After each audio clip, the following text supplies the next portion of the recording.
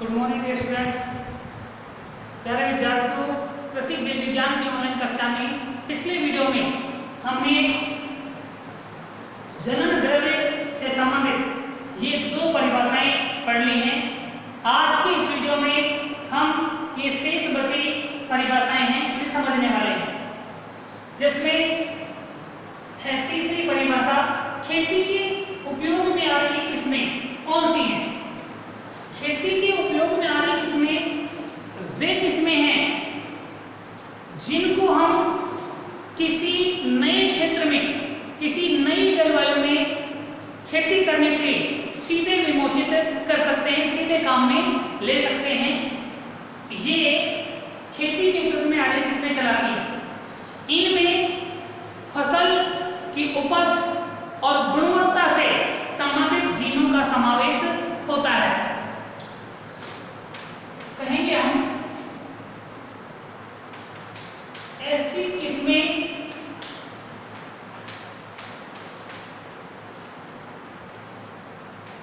जो किसी नई ऋतु, नई जलवायु में खेती करने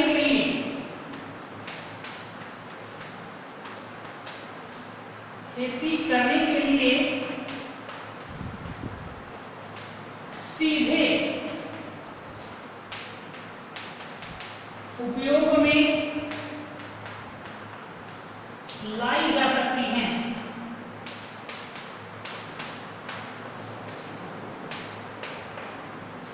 किसी फसल की ऐसी किस्में जिन्हें किसी नए जलवायु या नए ऋतु में उपयोग में लेने के लिए सीधे विमोचित किया जा सकता है, तो उन्हें खेती के उपयोग में आ रही किस्मों के नाम से जाना जाता है। खास बात इनमें यह है कि इनमें उपज, अच्छी उपज व गुणवत्ता से संबंधित जीनों का समावेश होता है।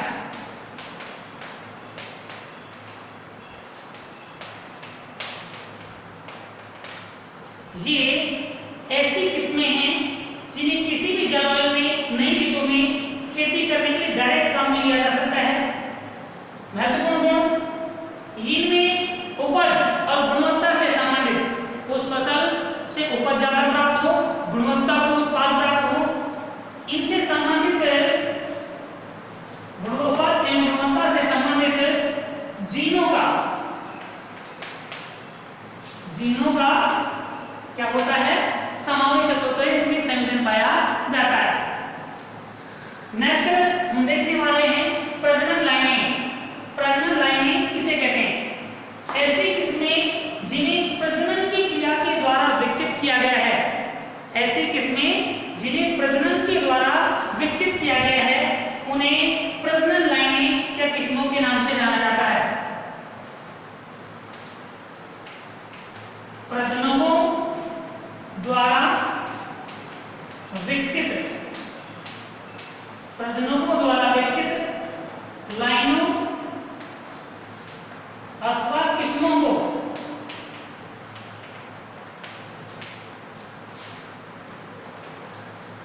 प्रजनन लाइनें कहा जाता है।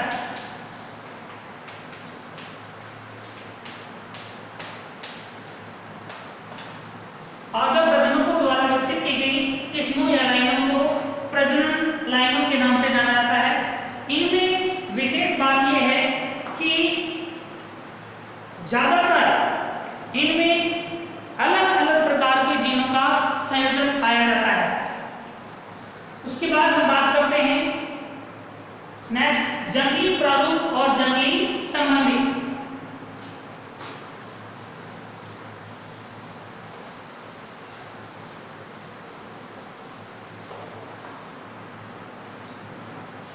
यहां बात करते हैं इस टॉपिक की, दो चीजें इसमें, जंगली प्रारूप और जंगली संबंधी। पहले देख लेते हैं जंगली प्रारूप।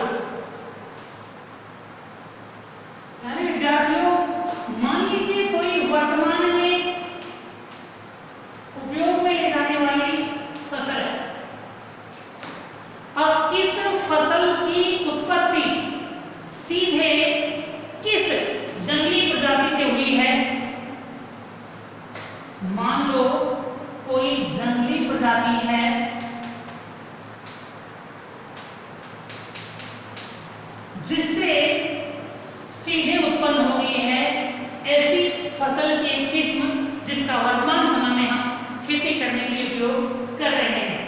तो जो ये जंगली प्रजाति है वही क्या कहलाती है? जंगली प्रारूप कहलाती है। तो परिभाषा क्या बनेगी? किसी फसल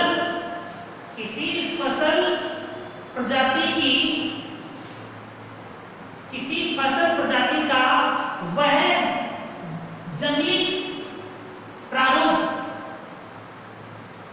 किसी वर्तमान में फसल प्रजाति का जंगली प्रजाति को हम जंगली प्रारूप कहेंगे, बशर्ते उसकी उत्पत्ति सीधे ही हुई हो।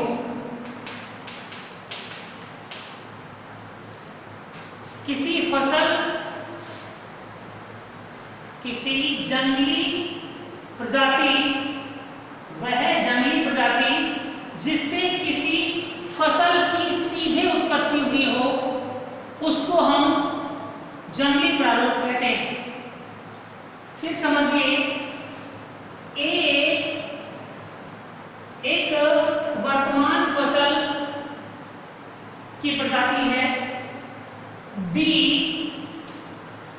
एक जंगली प्रजाति है, बी से सीधे वर्तमान फसल ए की उत्पत्ति हुई है, तो इस फसल की उत्पत्ति सीधे इस जंगली प्रजाति से हुई है, वही जंगली प्रजाति उस फसल का जंगली प्रारूप कहलाती है। जंगली प्रारूप में इसके संबंधियों के साथ संकरण सरलतापूर्वक आसानी से करवाया जा सकता है। उसके बाद दूसरा आता है जंगली संबंधी।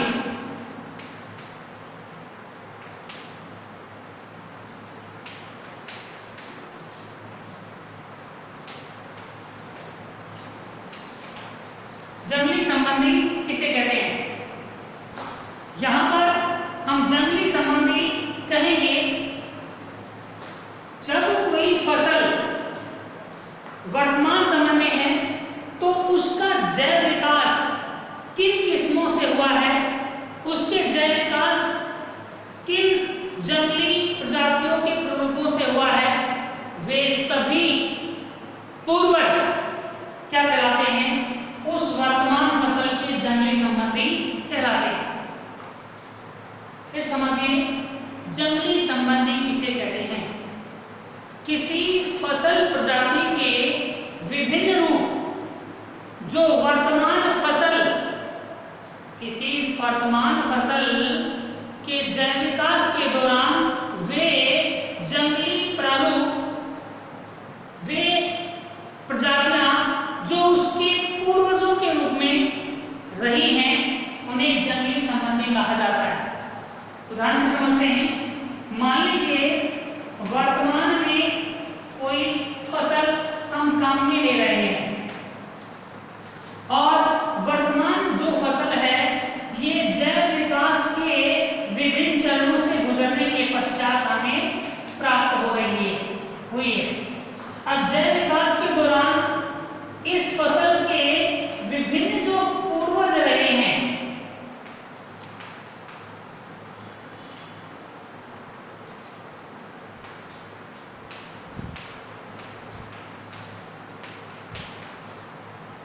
किसी फसल की जैव विकास के दौरान वे पूर्वज प्रजातियां उस फसल की जंगली संबंधी प्रजातियां कहलाती हैं।